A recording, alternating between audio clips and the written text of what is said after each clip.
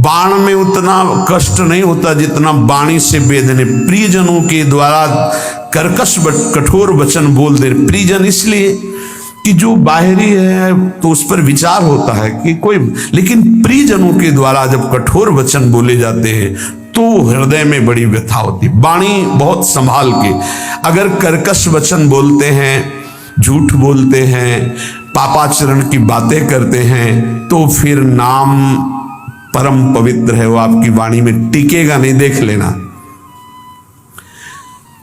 और कह रहे हैं यदि किसी महाभागवत को ऐसे कठोर शब्दों से बोल दिया जाए तो उसे वध के समान पाप लगता है। जैसे किसी की हत्या कर दे तो ऐसे वाणी से वध के समान पाप लगता है। कल एक उपासक आए थे, रो रहे थे, कह रहे थे कि हमें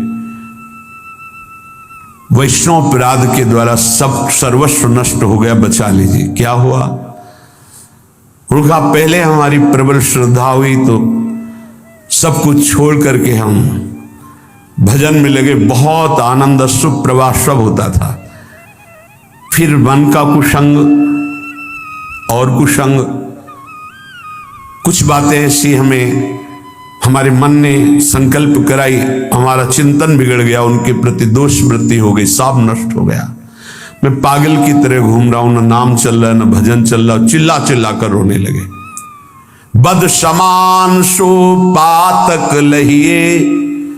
यदि किसी महाभागवत के प्रति आपका वाणी के द्वारा, शरीर के द्वारा, चिंतन के द्वारा आपका यदि गलत भाव, तो उसी चिंतन में तो भगवत चिंतन होना था, उसी वाणी से तो नाम जपना, सब खत्म हो जाएगा। बाहरी व्यवहार को आप नहीं जान सकते। कल चर्चा में आया था कि वास निरूपण, जाति निरूपण, ऐसे 6 प्रकार के अपराध भक्तों के जो होते हैं वो भजन नहीं करने देते, हृदय को कलुषित कर देते हैं। अपने में जब नीच भाव होगा तो दोष दर्शन कहीं होगा ही नहीं। सबको मान देने का भाव होगा तो मान प्राप्ति की चाह नहीं रहेगी, तो ऊंची स्थिति आने में देर नहीं लगेगी। सहन स्वभाव वृक्ष के जैसा होना चाहिए। पराई माताओं बहनों की तरफ दृष्टि भगवत भाव से, मातृ भाव से होनी चाहिए। तुम्हारी दृष्टि में लोहा और सोना बराबर होना चाहिए, उसका महत्व नहीं होना चाहिए। किसी का तृण भी चोरी करने का भाव न हो, और वस्तुओं की तो बात जाने दो। अपने हृदय में सदैव व्यवहार रखें। आत्मना प्रतिकूलानी परेशान न समाचार, जो तुम्हें अच्छा नहीं लगता वो दूसरे के साथ बर्ताव ना करे, तो तुम्हारे हृदय में जो नाम है वो अपना प्रभाव दिखाएगा। कई बार वर्णन किया गया है कि नाम ऐसे जपने का फल है गुरुमुख से प्राप्त होना। श्री नानक देव जी कह रहे, मन रे राम भगति चितु लाइए, गुरुमुख हुए नाम जपू हृदय, सहज से ती धरि जाइए। मन रे राम भगति चित लाइए।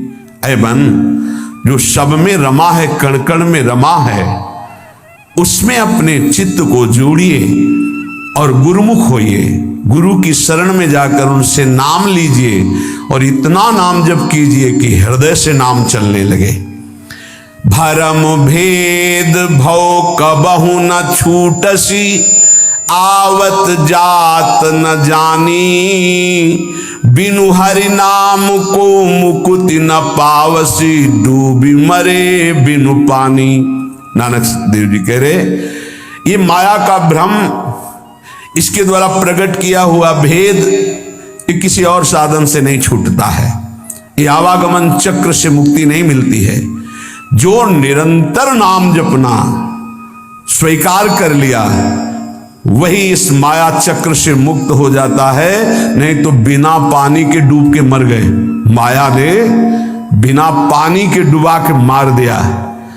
बिनु हरि नाम को मुकुति न पावसी, डूबी मरे बिनु पानी।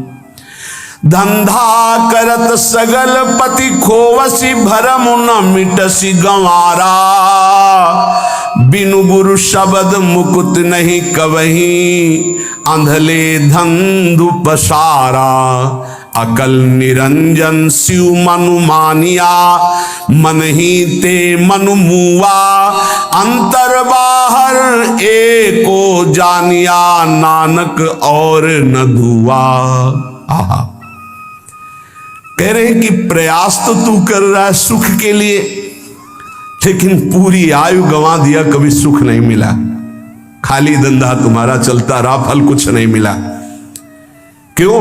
बोले बिना गुरु के ये तुम्हारी दुर्दशा हो गई। यदि गुरु का वाणी जो शब्द है उसको पकड़ लिया होता तो तेरी अब तक मुक्ति हो गई होती।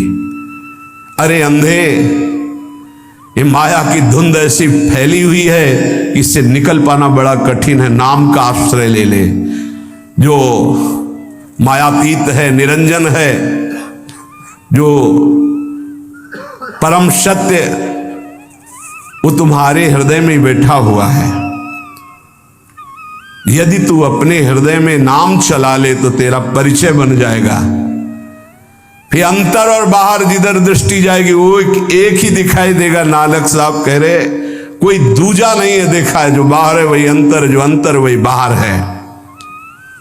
पर नाम गुरु प्रताप से प्राप्त नाम, प्रभु का नाम और प्रभु अभिन्न रूप है। जैसे प्रभु में अनंत शक्ति है, ऐसे नाम में अनंत शक्ति है। जैसे प्रभु महान ऐश्वर्य वैभव संपन्न है, ऐसे नाम महान ऐश्वर्य वैभव संपन्न है। यदि किसी सम्राट के महान वैभव खजाने में असंख्य धन हो और आपको पता ना चले और आप उसी के पास रहते हो और एक एक रुपए मांगते हो, फुटपाथ में खड़े हुए, पास में खजाना जमा है, किसी वैभवशाली सम्राट का खजाना है, वो भी छोड़े हुए, कोई भी ले सकता है, पर पता ही नहीं कि इसके अंदर खजाना है, और वही खड़े फुटपाथ में एक एक रुपया मांग रहा है। ऐसे ही भगवान ने अपना सारा खजाना नाम में रख के छोड़ दिया। नाम रूपी खजाने में भगवान की अनंत शक्ति, अनंत वैभव ऐश्वर्य छुपा हुआ है। पर ये जीव माया के फुटपाथ में खड़ा होकर वासनाओं की भीख मांग रहा है, और सच्चिदानंद सुख भरा हुआ नाम का खजाना पास है। अगर उसका परिचय कर ले, राधा राधा राधा, कृष्ण कृष्ण कृष्ण, हरि हरि हरि, वो माला माल हो जाए। जैसे भगवान में अनंत गुण है, ऐसे नाम में अनंत गुण है। नाम जपोगे वो सब अनंत गुण आपके अंदर प्रकाशित हो जाएंगे। जैसे भगवान को मंगल भवन कहा गया, ऐसे नाम को मंगल भवन कहा गया। नाम जपत मंगल दिशि दसहु, जैसे भगवान के लिए कहा गया मंगल भवन।